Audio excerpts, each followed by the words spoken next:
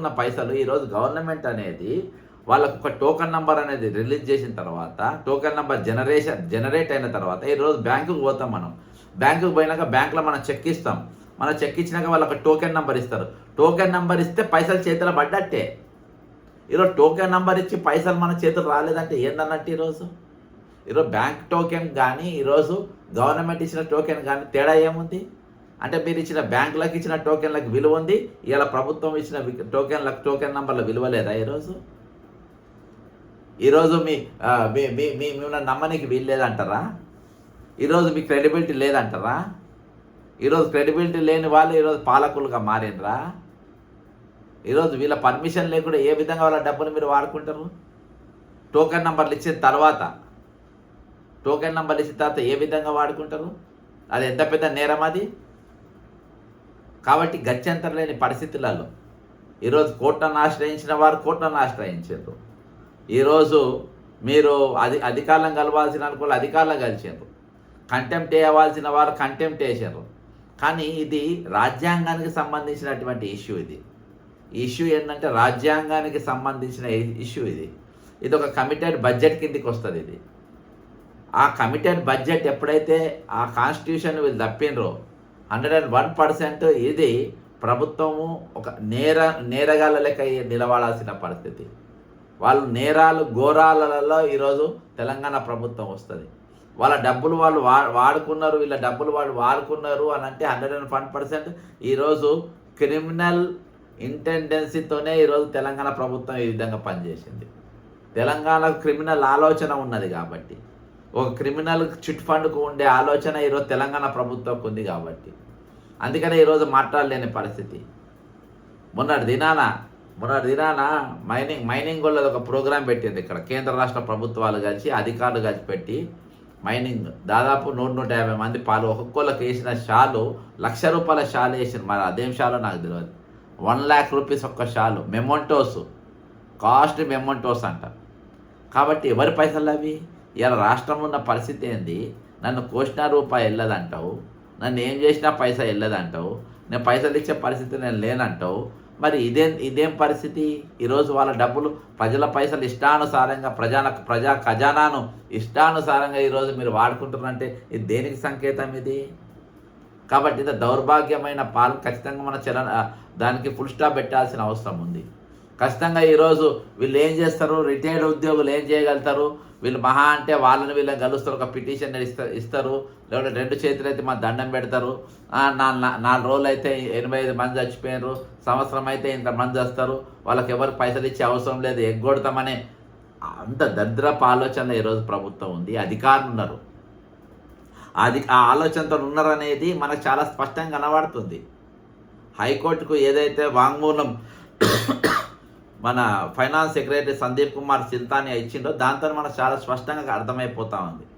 ఏందనంటే, sir మీరు చెప్తే నేను ఇస్తా, చెప్తే ఇచ్చుడు అనేది కాదు, ఈరోజు ఇవ్వాల్సిన బాధ్యత మీ పైన ఉన్నది, అది మీ బాధ్యత అని చెప్పి కోర్టు సూచించింది. అంటే ఈరోజు వాళ్ళు ఇవ్వాలన్నా వద్దా అనేది కూడా మీనమేషాలు లెక్కలేస్తున్నారంటే ఎంత దౌర్భాగ్యమైన పరిస్థితి చెప్పండి. కాబట్టి 101% దీనిపైన ఖచ్చితంగా ఒక బలమైన ఉద్యమం జరగాల్సిన అవసరం ఉంది. దీంతోనే అయిపోలేదు, ప్రతిదీ ఒక స్టెప్ బై స్టెప్గా ఉద్యమమే శరణ్యం. కోర్టులో కేసు వేసే వాళ్ళు వేయద్దంటారు, మీరు వేసి పెట్టండి, పిటిషన్ వేసి పెట్టండి, అది అది అది న్యాయంగా జరగాల్సింది జరుగుతుంది.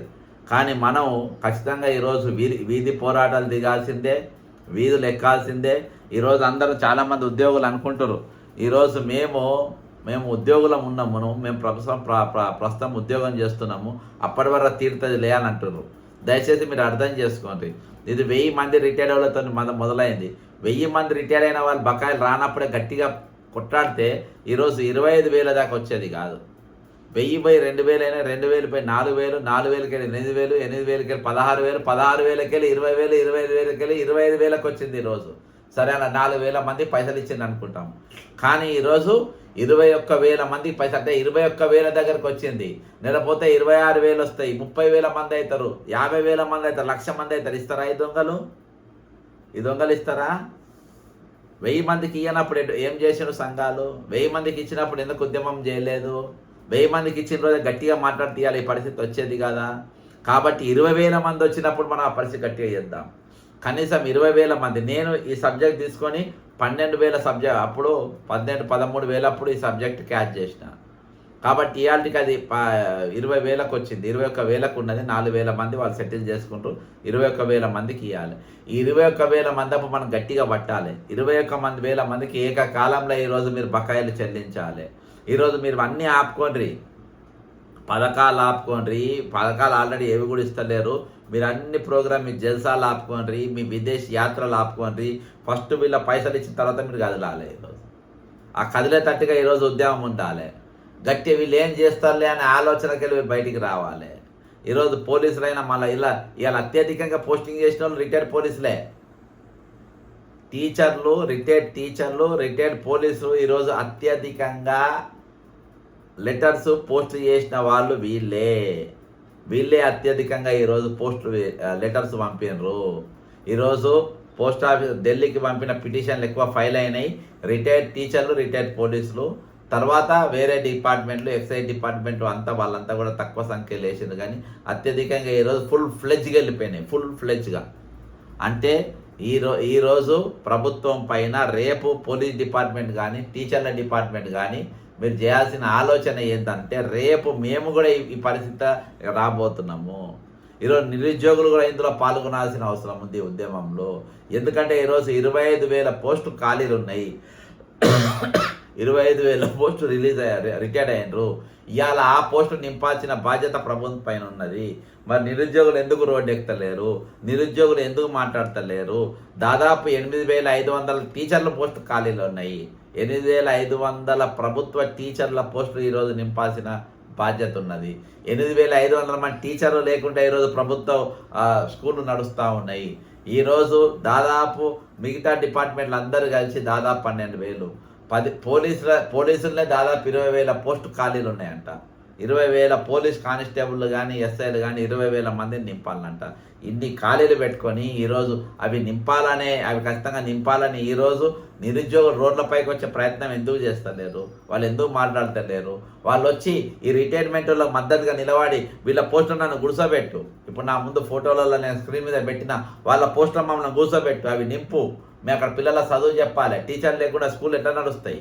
పేద విద్యార్థులు ఎట్లా ముందుకు పోతారు? ఈరోజు వాళ్ళ దగ్గర వీళ్ళ దగ్గర విద్యాశాఖ మంత్రి ఉంటే ఖతమైపోతుంది. కాబట్టి నా దగ్గర పెట్టుకున్నా అని అంటాడు ముఖ్యమంత్రి రేవంత్ రెడ్డి గారు. నా దగ్గర అయితే భద్రంగా ఉంటుందని అన్నాడు. నా దగ్గర ఉంటే నేను వాళ్ళకి ఏమైనా సేవ చేయగలుగుతా. వేరే ఎవరి మీద నాకు నమ్మకం లేదు కాబట్టి నేను ఎవరికి ఇవ్వలే అని అంటాడు. నువ్వైతేనే పర్ఫెక్ట్గా ముంచుతావు రేవంత్ రెడ్డి రాష్ట్రాన్ని. నువ్వైతే పర్ఫెక్ట్గా ఈరోజు విద్యాశాఖను కంప్లీట్గా ముంచగలుగుతావు. ఈరోజు నీ ఆధ్వర్యంలో ఫీజు రియంబర్స్మెంట్ లేదు. ఈరోజు వాళ్ళ దగ్గరనే పైసలు వసూలు చేసుకోమని చెప్పి హైకోర్టు చెప్పింది. తల్లిదండ్రుల దగ్గర పిల్లల తల్లిదండ్రుల పైసలు వసూలు చేసుకోమని చెప్పి కాలేజీలో ఇది చేసిండ్రు. ఇక రేపంచేది వాళ్ళ మెమోలు ఆపుతారు, ఇక వాళ్ళ టీసీలు ఆపుతారు, ఇక వాళ్ళకి ఇళ్ళల్లో పంపుతారు. పైసలు పట్టుకొచ్చినాకనే ఇక్కడ కథ అనుకుంటారు.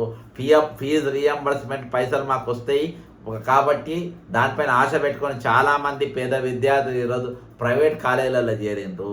వాళ్ళ పరిస్థితి ఏంది? ఈరోజు వాళ్ళ పరిస్థితి ఏంది? వాళ్ళు ఎట్లా బతకాలి? వాళ్ళు ఎట్లా చదువుకోవాలి? వాళ్ళ విద్య ఏ విధంగా కొనసాగాలి? అంటే ఇవన్నిటిపైన దేనిపైన లేదు. ఆయన శ్రద్ధ ఏంది? Constructions, buildings, settlement. ఈ రాష్ట్రంలో జరుగుతుంది సెటిల్మెంట్స్. ఈ రాష్ట్రంలో జరుగుతుంది కంప్లీట్గా సెటిల్మెంట్ సర్కార్ ఇది.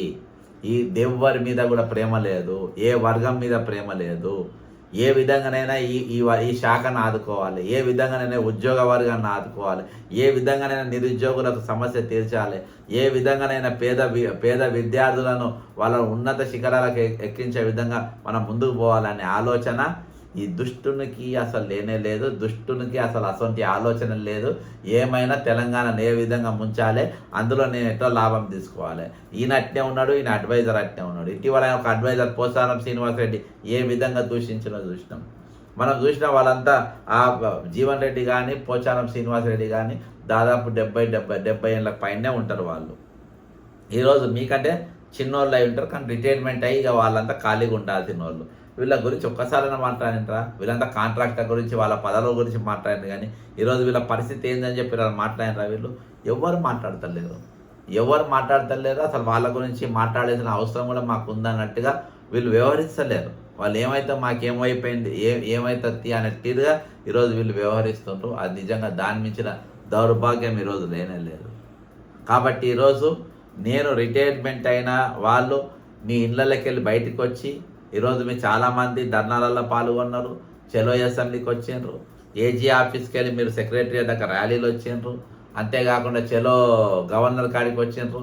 ఈరోజు కూడా మీరు గడప దాటి బయటికి వచ్చి ఎండ వేడిని కూడా కేర్ చేయకుండా, ఈరోజు ఎండ దెబ్బను కూడా కేర్ చేయకుండా తమ దేనికైతే దానికి సై అని ఇల్లు గడప దాటి పోయి ఈరోజు మీరు ఎవరెవరైతే ఈరోజు పిటిషన్లు పోస్ట్ ద్వారా మీరు ఫైల్ చేసినారో వాళ్ళందరూ కూడా కృతజ్ఞతలు తెలుపుకుంటారు. వాళ్ళందరూ కూడా కృతజ్ఞతలు. ఎందుకంటే ఇది ఒక ప్రాక్టీస్ అయిపోతుంది. దీన్ని మనం చాలా సీరియస్గా ఎందుకు తీసుకోవాలంటున్నా అంటే ఈ ప్రాక్టీస్ అవుతుంది. ప్రాక్టీస్ అనేది చాలా డేంజర్. ఇది ఈ విధమైన ప్రాక్టీస్ పోతే it is very danger to the nation. ఇది పక్క రాష్ట్రానికి పాకుతుంది. వచ్చే రోజుల్లో ఇదే అయిపోతుంది. ఈరోజు రాష్ట్రాన్ని రియల్గా చెప్తున్నా కదా, ఒక క్రిమినల్ ఐడియాలజీ ఉన్న వాళ్ళు ఈరోజు రాష్ట్రాన్ని పాలిస్తున్నారు. ఆయన మంచోడు ఉండే ఈయన మంచోడు ఉండేది కాదు. ఆయన అట్లా చేస్తేనే ఈయనను పట్టుకొచ్చినాం, ఈయన ఇంకా దరిద్రంగా చేస్తుండు. అర్థమైందా? పెనం మీదకి వెళ్ళి తెచ్చిపోయి పొయ్యిలో పెట్టేట్టు అయినాం కాబట్టి అప్పుడు బాగుండే కాబట్టి ఇప్పుడు ఇట్లా అయింది అనేది లేదు. ఈరోజు కంప్లీట్ ఆర్థిక వ్యవస్థ అనేది అస్తవ్యస్తంగా చేసిండ్రు. కాంట్రాక్ట్ వ్యవస్థను పెంచి పోషించిండ్రు. అది బహు కాంట్రాక్టర్లు కాదు, సింగిల్ 1 or 2 కాంట్రాక్టర్లే. వాళ్ళ దగ్గరికి నేరుగా డబ్బు పంపి అక్కడికి వెళ్ళి వీళ్ళ ఖజానాకు వీళ్ళ జేబులో తెచ్చుకునే పరిస్థితులలో వీళ్ళందరూ ఈ తెలంగాణ ఏర్పడ్డ తర్వాత జరిగిన కంప్లీట్ దుకాణం ఇదే. ఏమి కుదరబెట్టలేదు చెప్పండి. వరంగల్ సెంట్రల్ జైలు కుదరబెట్టిన గత ప్రభుత్వం. బ్యాంక్ ఆఫ్ మహారాష్ట్ర పూణే బ్రాంచ్లో మన వరంగల్ సెంట్రల్ జైలే కుదరబెట్టినటువంటి పరిస్థితి. ఏమి సకలం కుదరబెట్టిందో, ఎక్కడ దొరికితే అప్పుడు అక్కడ తెచ్చుకుంటారు. ఈరోజు మొన్న నేను ఏదైతే మన కంప్లైంట్ ఆర్బీఐ గవర్నర్కి ఇచ్చిందో తెలంగాణకు అప్పియకండి, వాళ్ళు అప్పులు తీసుకొని రిటైర్మెంట్ వాళ్ళకి కావాల్సిన బకాయిలు వాళ్ళకి ఇస్తలేరు. దాదాపు ఇప్పటికి 87 మంది, నేను ఇచ్చినప్పుడు 85 మంది చచ్చిపోయారు. 85 మంది చచ్చిపోయింది. ఇవాళకి వాళ్ళ బకాయిలు ఇస్తలేరు, ఫీజు రియంబర్స్మెంట్ కడతలేరు. ఈరోజు వాళ్ళకు ప్రజలకు ఎటువంటి మేలు చేస్తలేరు. ఆ డబ్బు తీసుకుపోయి వీళ్ళు కాంట్రాక్ట్లకు ఇచ్చి వీళ్ళు వాడుకుంటున్నారు, వీళ్ళు ఎంజాయ్మెంట్ చేస్తుండ్రు అని నేను గ్లోబల్ సమ్మిట్లని ఏవేవి తెచ్చి పెట్టినరో అవన్నీ ప్రోగ్రామ్స్కి వీళ్ళ పైసలే డైవర్ట్ చేసి వాడుతుండ్రు. కాబట్టి దయచేసి మీరు ఒక్క అప్పు కూడా ఇవ్వద్దు. ఎందుకంటే అప్పు రేపు నా మీదనే పడుతుంది, తెలంగాణ ప్రజల మీదనే పడుతుంది, వాళ్ళే వడ్డీతో కట్టాలి. కాబట్టి వీళ్ళకి ఒక్క అప్పు కూడా ఇవ్వద్దు. వీళ్ళు మొత్తం ఈరోజు క్యారెక్టర్లెస్ ఫెలోస్ వీళ్ళు అంటున్నారు. మొత్తం దొంగలంతా ఈరోజు రాష్ట్రాన్ని పాలిస్తుండ్రు.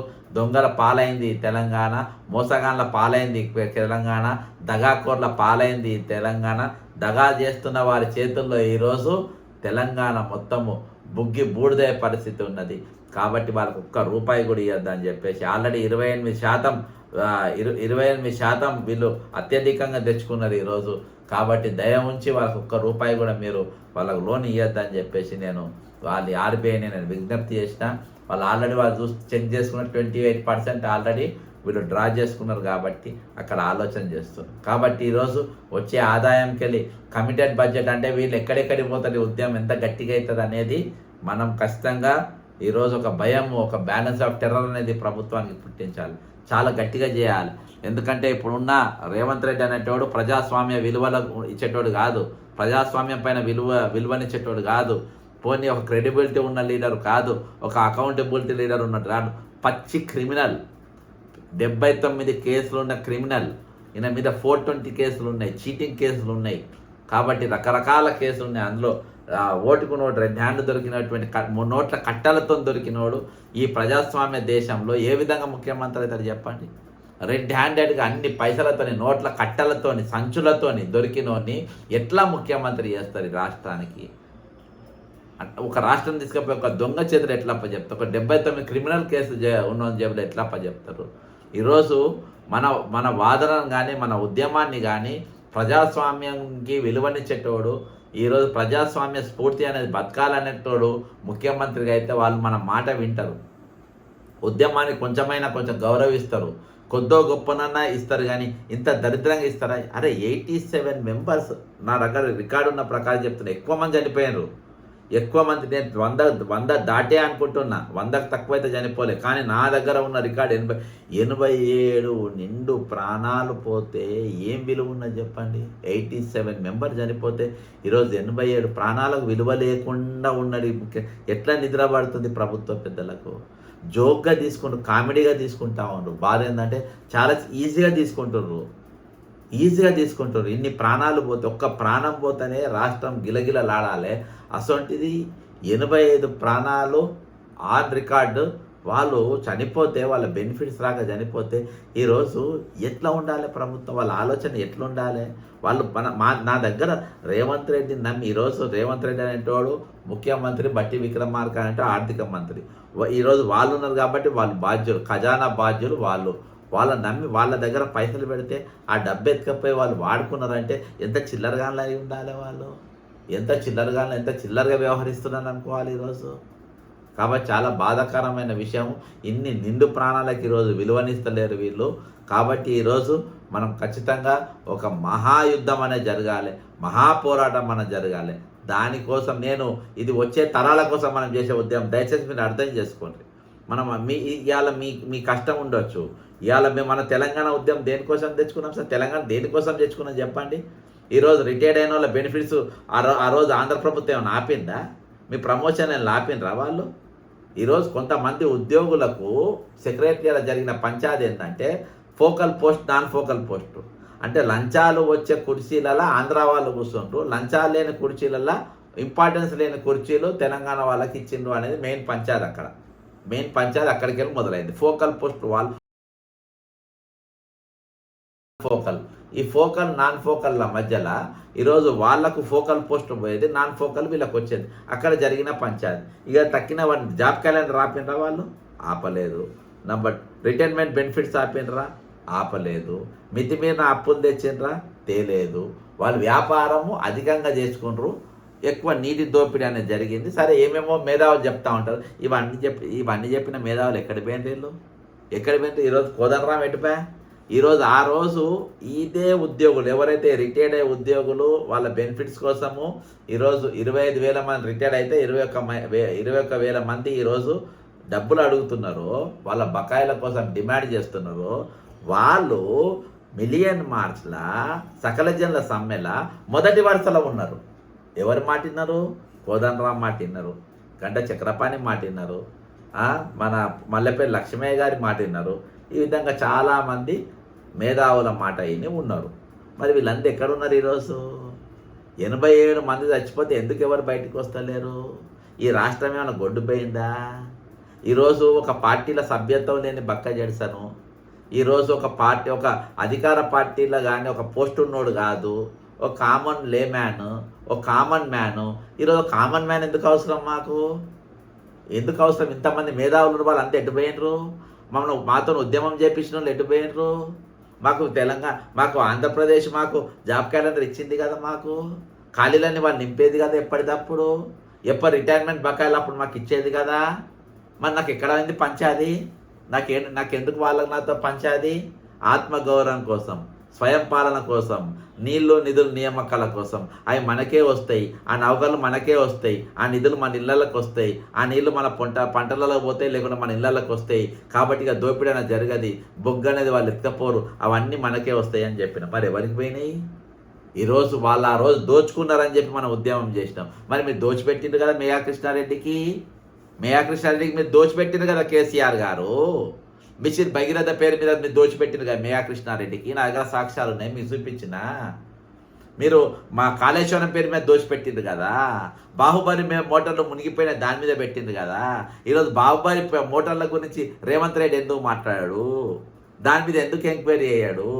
ఎందుకు వేయడంటే అవి సప్లై చేసింది మేయా కృష్ణారెడ్డి. వాళ్ళకు దోస్తే ఈయనకు దోస్తే.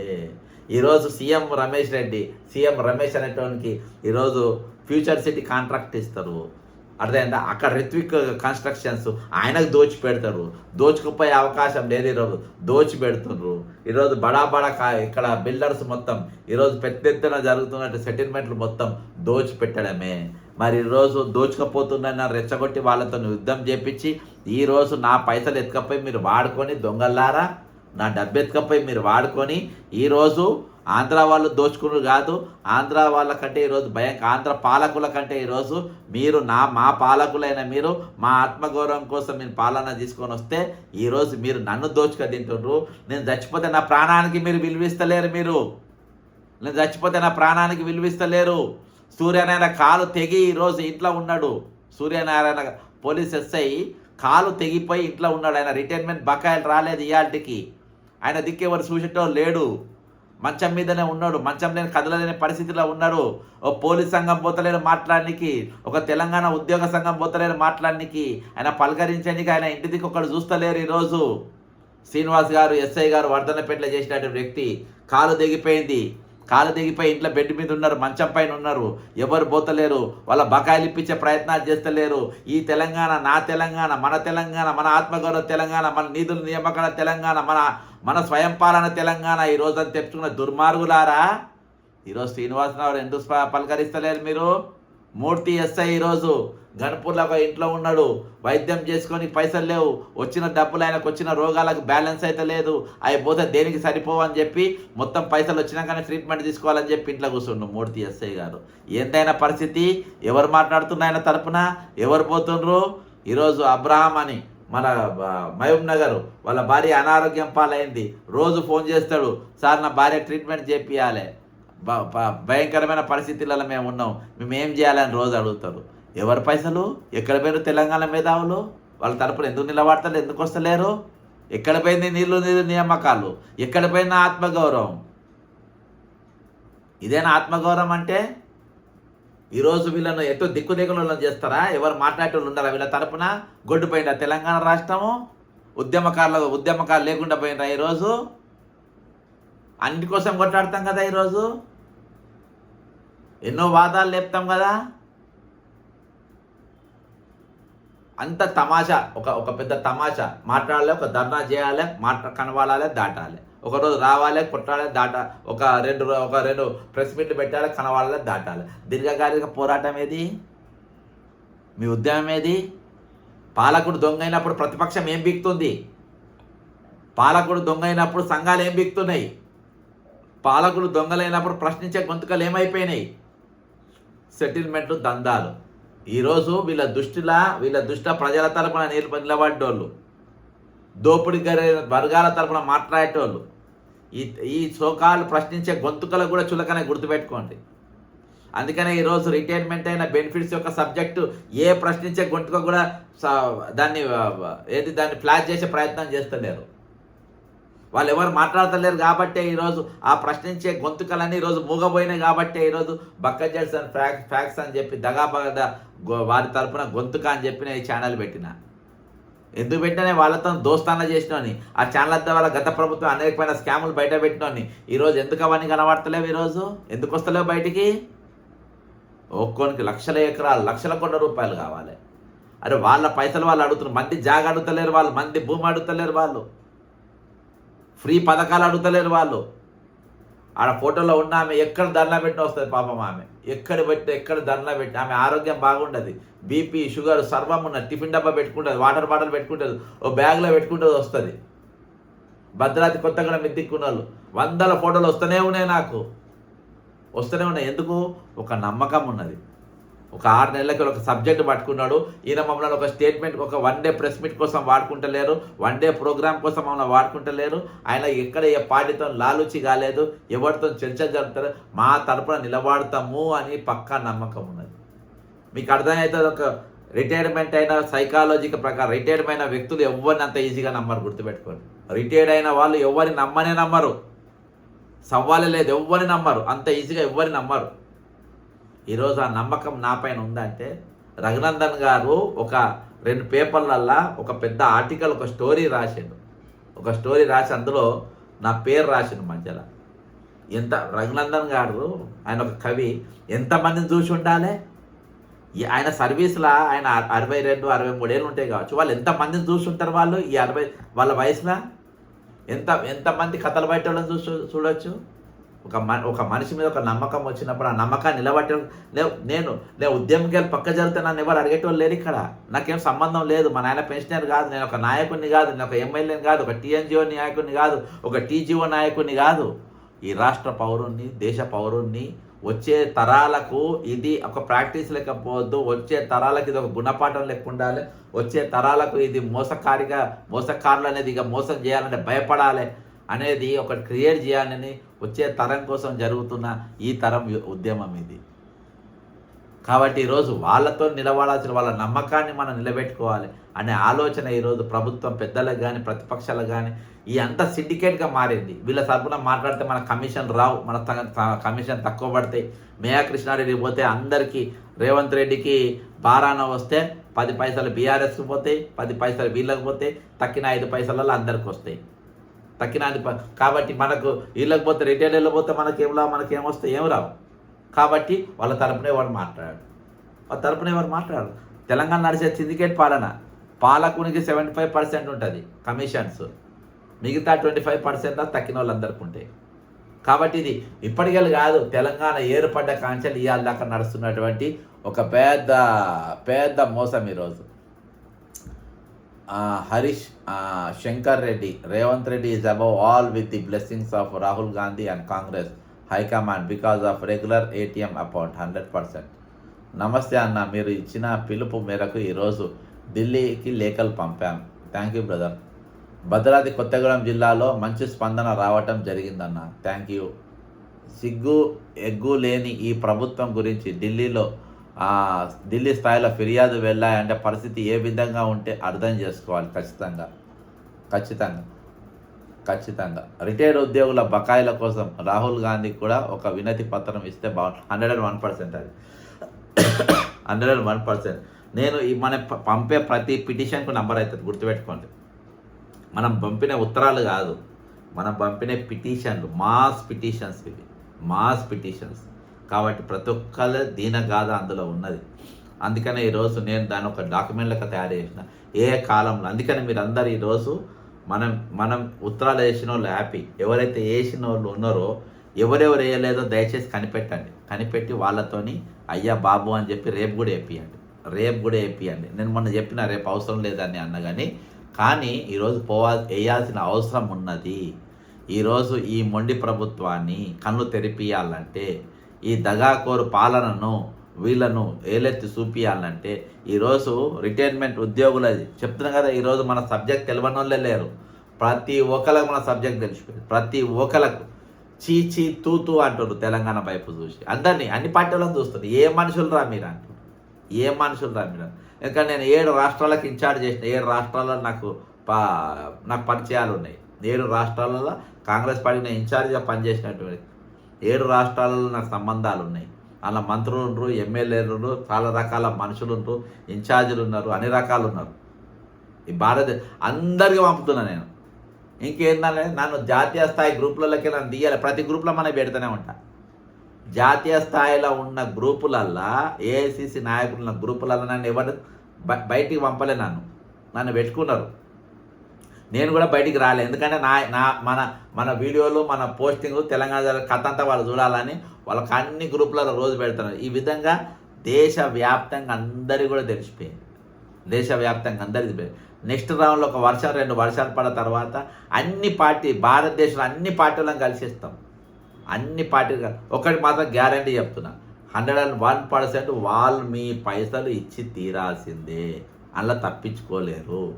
మంచిగా మర్యాద గౌరవంగా ఇస్తావా, లేకపోతే తనలో పడిస్తావా? 2 పాయింట్లు. తనలో పడిస్తావా, మర్యాదగా ఇస్తావా? కానీ నీ దగ్గర వసూలు చేస్తుంది మాత్రం పక్కా. అందులో ఎటువంటి డౌట్ లేదు.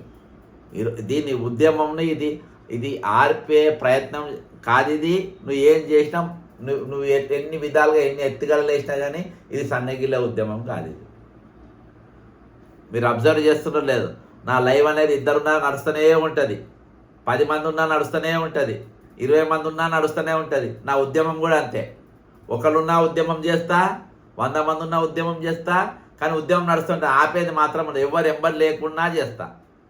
ఈరోజు 2 కార్యక్రమాలు 2-3 కార్యక్రమాల తర్వాత ఈరోజు నాయకత్వం కంటే ఎక్కువ నమ్మకం పెట్టుకుని ఆ నమ్మకాన్ని నిలబెట్టుకోవాల్సిన బాధ్యత మన పైన కూడా ఉన్నది. ఒక ఉద్యమం మధ్యలో వదిలేసిపోతే వేరే రావు. నేను చాలా రోజులు నిరుద్యోగ ఉద్యమం నడిపిన, కానీ ఈరోజు ఆ ఉద్యమం నడపడానికి నేను కాకుండా చాలా వందల మంది ఉన్నారు, కానీ దీన్ని నడిపేటోళ్ళు మాత్రం ఎవరు లేరు అక్కడ. వాళ్ళకు కూడా మోసం చేస్తున్నారు. నేను వచ్చే రోజులల్లా నిరుద్యోగులారా ఈ రిటైర్డ్ అయిన ఖాళీలను మీరు క్యాప్చర్ చేయాలి, దానికోసం మీరు ఉద్యమం చేయాలని రెండింటిని ఒక పట్టాల మీద తీసుకుపోయి కొట్టాడే ప్రయత్నం చేద్దాం. రాహుల్ గాంధీకి అన్నీ తెలిసి కూడా ఈ ప్రభుత్వంకు ఎందుకు చెప్పడం లేదు? 101%. ఇక్కడ ఏందనంటే కేసీ వేణుగోపాల్ అంటే పైసలు కావాలి, అక్కడి పంపనీకి ఇక్కడి పంపనీకి కావాలి. ఈరోజు వాళ్ళు చేసిన వాగ్దానం కనబడతలేరు. ఇక్కడ ఒక ఫీడ్స్ రాహుల్ గాంధీ గారితో నేను ఆయన టీంలో పనిచేసిన వ్యక్తిని, ఆయన టీంలో నేను కొన్ని రాష్ట్రాల్లో పనిచేసిన వ్యక్తిని. ఇటువంటి క్యారెక్టర్ ఉన్నాడు కాదు, కానీ నేనే స్టన్ అయిపోతున్నా. ఆయన క్యారెక్టర్ కదా. రేవంత్ రెడ్డి అంటే ముఖ్యమంత్రి కాదు కదా, మంత్రి కూడా చేయొద్దు, ఒరిజినల్గా చెప్తున్నా. అంత నీట్గా చూస్తారు. మనం చూస్తున్నాం ఏపీ కర్ణాటకలో డికే శివకుమార్ అంటే అత్యంత సన్నిహితుడు. కర్ణాటక నేను మొత్తం రాష్ట్రానికి సగం రాష్ట్రానికి నేను ఇన్ఛార్జ్గా పనిచేసిన 2011లో. ఇప్పుడున్న రిజ్వాన్ ఎవరైతే ఈరోజు ఎమ్మెల్యేగా ఉన్నాడో ఆయన స్టేట్ ప్రెసిడెంట్ అయ్యాడు. ఖర్గే గారి కుమారుడు యూత్ కాంగ్రెస్ వైస్ ప్రెసిడెంట్గా ఎన్నికైన. నేను ఆ ఎన్నికలకు నేను ఒక జోన్ మొత్తం సగం అంటే ఒక 11 జిల్లాలకు నేను వర్క్ చేసిన. సిద్ధరామయ్య గారి డిస్టిక్ కూడా నేను ఇన్ఛార్జ్ ఉండే. వాళ్ళకు అత్యంత సిద్ధరామయ్య అనేటువంటి పార్టీ మారొచ్చినోడు, వాళ్ళకి అత్యంత సన్నిహితుడైన డీకే శివకుమార్. డీకే శివకుమార్ అంటే మంచి పేరు లేదు. డీకే శివకుమార్ తమ్ముడు 4 లక్షల ఓట్లతో మొన్న ఎంపీగా ఓడిపోయాడు. ఎప్పుడు ఓటమి ఎరగని అటువంటి వాళ్ళు 4 లక్షల ఓట్లతో ఓడిపోయారు. వాళ్ళ కరప్షన్ పేరు ఉంది, మంచి పేరు లేదు. అసలు సీఎం చేయొద్దు అని ఎన్ని ఒత్తిళ్ళు వచ్చినా చేస్తలేరు, సిద్ధరామయ్యనే ఉంచారు. అంటే అసలు క్యారెక్టర్ ఉన్న రేవంత్ రెడ్డి ఇక్కడ ఏకంగా ఒక 5 పార్టీలు మారి ఓటుకు నోట్ల రెడ్ హ్యాండ్ దొరికినోడు, ఒక క్రిమినల్ బ్యాక్గ్రౌండ్ ఉన్నోని ఏ విధంగా సీఎం చేసిన అనేది నేను పరేషాన్. ఇవాళ నేను పార్టీలో వాపస్ పోవాలంటే నాకు 2 నిమిషాల పని. అరే ఇసొంటోని తీసుకొచ్చి తెలంగాణ నెత్తి మీద పెట్టిండ్రు. గత 10 సంవత్సరాలు మొత్తం తెలంగాణ దోపిడీకి గురైంది. ఇప్పుడు కూడా మళ్ళీ ఇసొంటోని తీసుకొచ్చి తెలంగాణ పెట్టి ఆగం చేస్తుండ్రు. తెలంగాణ మీద ఎందుకు ఇంత పగబట్టిండ్రు? తెలంగాణకి ఇసొంటి సీఎంలను ఎందుకు, ఒక క్యారెక్టర్ లేనోని, ఒక అకౌంటబిలిటీ లేనోని, ఒక క్రెడిబిలిటీ లేనోని తీసుకొని వచ్చి ఈరోజు గల్లాపెట్టె మీద కూర్చోబెట్టిండ్రు. ఈరోజు బట్టి విక్రమార్కెట్ కూడా ఆయనతో సూపర్ చేసి అట్నే తయారైపోయినారు. ఈరోజు మార్వాడి దుకాణం నడుస్తుంది ఫైనాన్స్లో. మార్వాడి దుకాణం నడుస్తూ ఉంది, అందులో మొత్తం కమిషన్లు దుకాణం నడుస్తూ ఉంది. నాకు తెలిసి దాదాపు ఒక 2000 మంది కమిషన్లు ఇచ్చి తెచ్చుకున్నారు. ఇంట్లో 2000 మెంబర్స్ కమిషన్లు ఇచ్చి తెచ్చుకున్నారు. ఓపెన్ మార్కెట్ అది. అందులో జర్నలిస్ట్, సెక్రటరీ దగ్గర ఉన్న జర్నలిస్టు కూడా చాలామంది ఇందులో బ్రోకర్లు. ఇంట్లో అలా బ్రోకర్లు కాక జర్నలిస్టు బ్రోకర్లు చాలామంది. దాని మీద కొంచెం నేను స్టడీ చేసిన. నేను ఒక 2-3 డేస్లో దాని మీద కూడా చెప్తాను. ఈరోజు కబ్జా గురించి నేను మాట్లాడదాం అనుకున్నా, కానీ ఈరోజు జరిగినటువంటి కార్యక్రమం చాలా చరిత్రాత్మక కార్యక్రమం. ఈ భారతదేశంలో మొట్టమొదటిసారిగా ఒక 8,000 పిటిషన్లు, రిటైర్మెంట్ పిటిషన్లు ఈరోజు పోస్ట్ ద్వారా సుప్రీంకోర్టులో ఫైల్ అయినది మొట్టమొదటిసారి భారతదేశంలో. ఎప్పుడు కూడా జరగలేదు. భూపాల్ గ్యాస్ దాదాపు 20,000 మంది చచ్చిపోయినారు. అప్పుడు కూడా ఇంత మాస్ ప్రోగ్రామ్ ఎప్పుడు జరగలేదు. జాతీయ స్థాయిలో ఎక్కడ ఎంత పెద్ద విపత్కర పరిస్థితులు వచ్చినా ఇంత పెద్ద మాస్ ప్రోగ్రాం జరగలేదు. కానీ మొట్టమొదటిసారి ఈ రిటైర్డ్ ఉద్యోగులు 87 మంది చనిపోయినప్పుడు ఏకకాలంలో నేను ఇప్పటికీ 2 సార్లు పిలిపించిన, 2 సార్లు కూడా అంతమంది పంపలేదు. కానీ ఈసారి మాత్రము మొత్తము ఒక భద్రాద్రి కొత్తగూడెంకి వెళ్ళి, కొత్తగూడెం ఉమ్మడి జిల్లాలకు వెళ్ళి మ్యాక్సిమం పోయింది.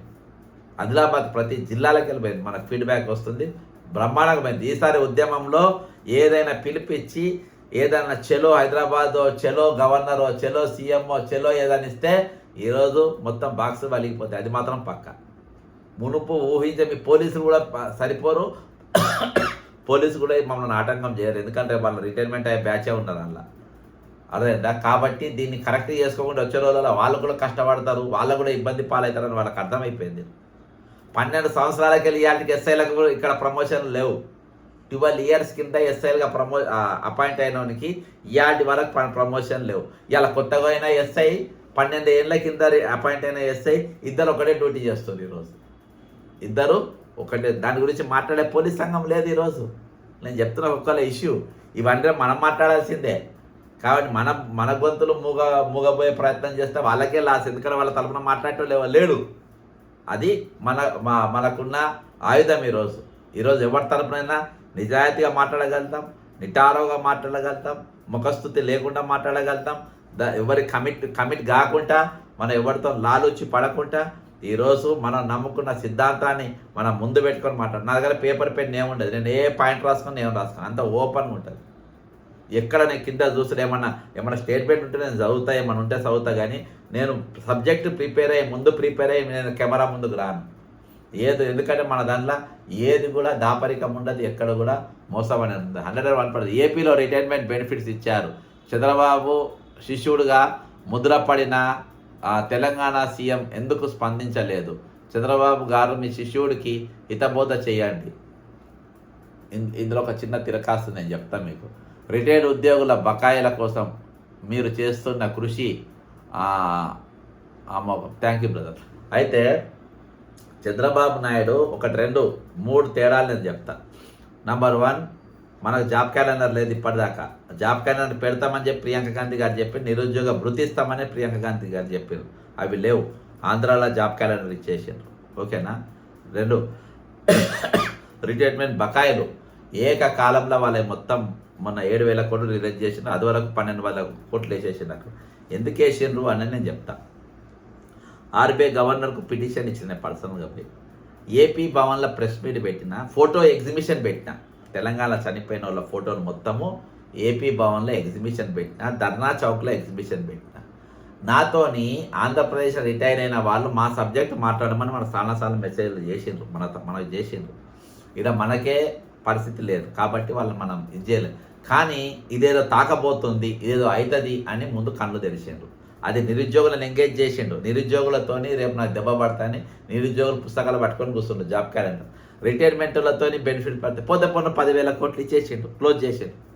ఆ బుద్ధి నాకు లేదు కదా. మరి మళ్ళీ ఇతను పరిగడుపున్నాడు, మళ్ళీ దొరుకుతుందో లేదో అని 2 చేతులతో తింటుండు, ఒక చేతితో కాదు, 2 చేతులతో తింటుండు. మళ్ళీ చేతికి ఈ మోస చేతికి ఇట్లా నీళ్ళు రుద్దుకొని దీంతో కూడా అతుక్కొని ఇట్లా కూడా తింటుండు. కొత్త పిచ్చగాళ్ళ లెక్క.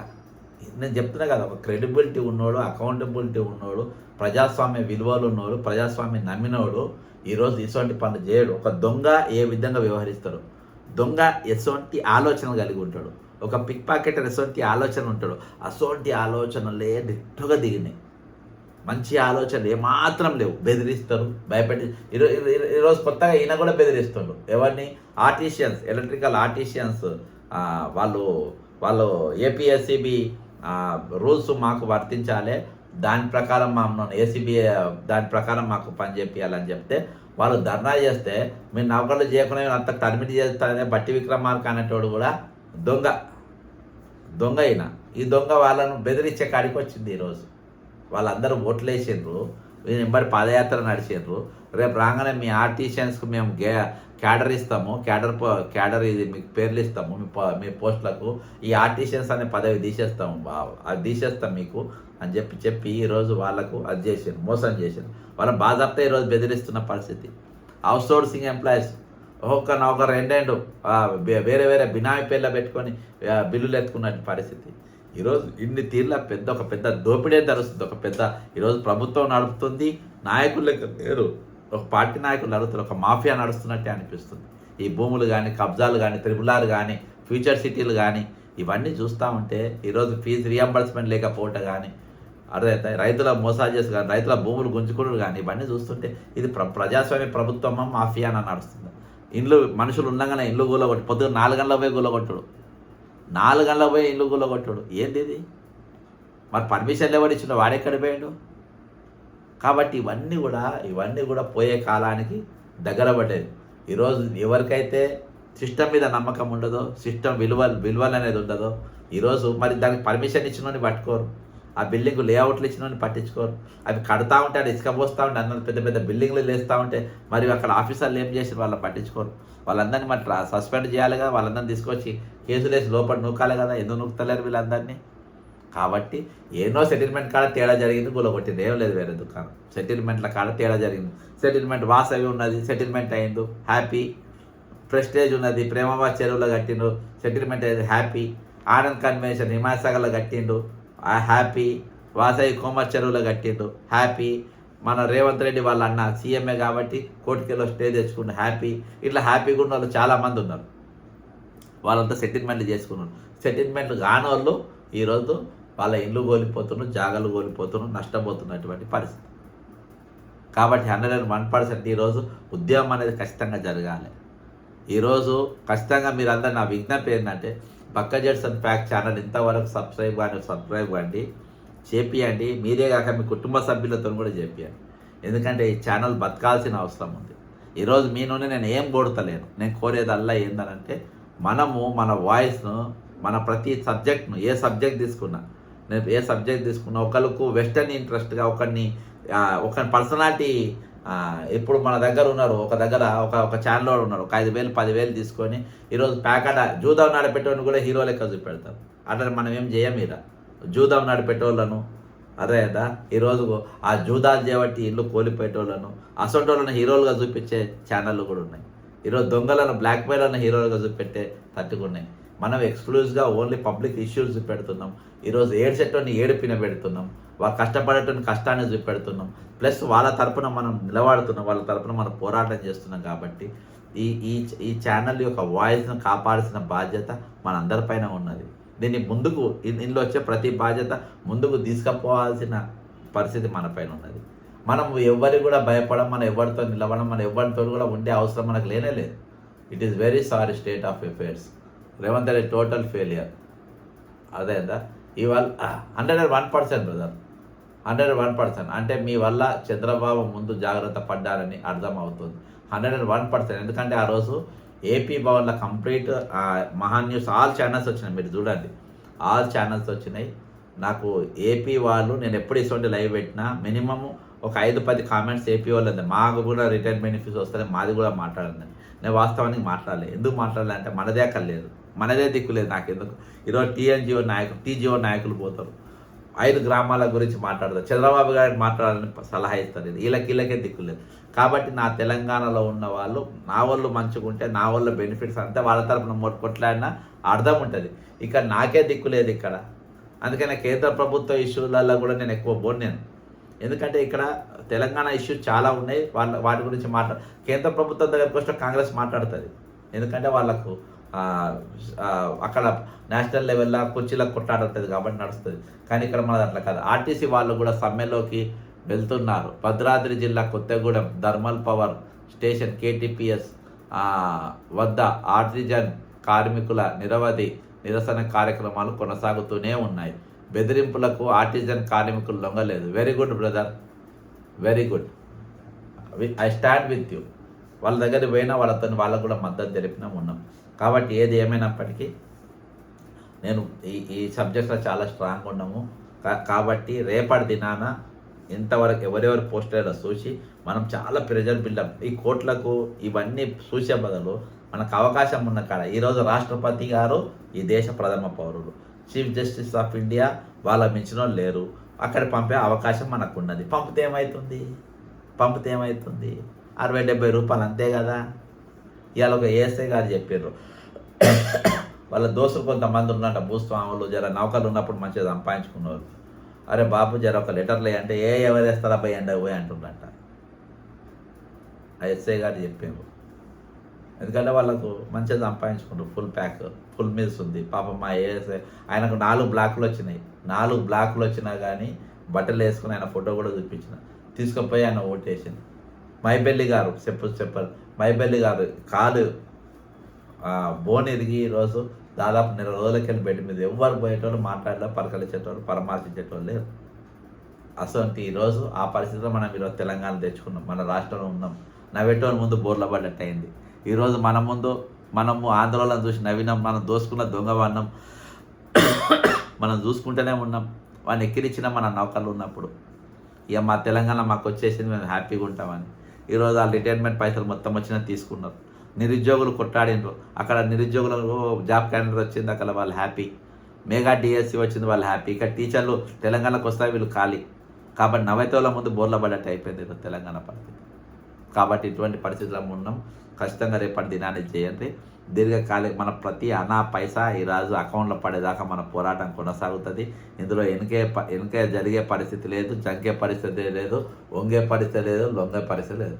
మీ కృషి వల్ల కనీసం 4,000 మందికి న్యాయం జరిగింది. కోర్టుకు వెళ్ళిన వారికి కాకుండా అందరికీ న్యాయం చేయాలని కోరుతూ 101% బ్రదర్. అది మన వల్ల ఏం జరగలేదు. వాళ్ళు కోర్టుకు పోయి తెచ్చుకున్నారు. తక్కిన వాళ్ళు కమిషన్లు ఇచ్చి తెచ్చుకున్నారు. అది అంతే. ఈరోజు అందరికి వస్తేనే మన వాళ్ళు వచ్చినట్టు. అలా 2, 3, 10 మందికి ఒట్టి జీపీఎఫ్లు వేస్తే మన వల్ల వచ్చిందేం కాదు. మనకెన్ల కూడా క్రెడిట్ అవసరం లేదు. నాకెన్లో కూడా క్రెడిట్ అవసరం లేదు. నాకెన్లో కూడా పేరు అవసరం. నాకేం అవసరం. ఇది అయిపోగా నాకు ఇంకో సబ్జెక్ట్ ఉంటుంది. దానికోసం నేను కొట్లాడుకుంటూనే ఉంటా. కాబట్టి నాకు ఇలా పేరు కానీ అది కానీ రేవంత్ రెడ్డి గారు ఇస్తే రేవంత్ రెడ్డి కృతజ్ఞతలు అని చెప్పి నా పని వేరే చేసుకుంటా. కాబట్టి వాళ్ళకే మంచి పేరు వస్తుంది. మనకు క్రెడిట్ అవసరం లేదే, మనకు అది అవసరం. జడ్జింగ్ గారు మనం తప్పకుండా. Thank you Munawar Husain, thank you so much. ఇది పరిస్థితి. ఖచ్చితంగా ఈ ఛానల్ను సబ్స్క్రైబ్ కాండి. మీ కుటుంబ సభ్యులతో సబ్స్క్రైబ్ చేయండి, కామెంట్ చేయండి, షేర్ చేయండి. రేపు మరింత మందితో మీరు ఈ పిటిషన్ల పోస్ట్ అనేది ఇంకా రేపు చేపియండి. ఏఎన్ఓలతో కూడా చేపియండి. ఇది జర నడిపిద్దాం, గట్టిగా నడిపిద్దాం. నా దగ్గర మంచి కార్యక్రమాలు ఉన్నాయి. ఆందోళన కార్యక్రమాలు, పర్ఫెక్ట్ ప్రోగ్రామ్స్ ఉన్నాయి. అన్నీ కూడా ప్లాన్ చేసి పెట్టిన. స్టెప్ బై స్టెప్ చేద్దాం. ఖచ్చితంగా మీ పైసలు వస్తాయి. మీకు ఎవరు 6 ప్యాక్ కూడా ఎవ్వరు అవసరం లేదు. మనకు సింగిల్ ప్యాక్తోనే ప్రోగ్రామ్ చేద్దాం. జై తెలంగాణ, అమరవీరులకు జోహార్లు.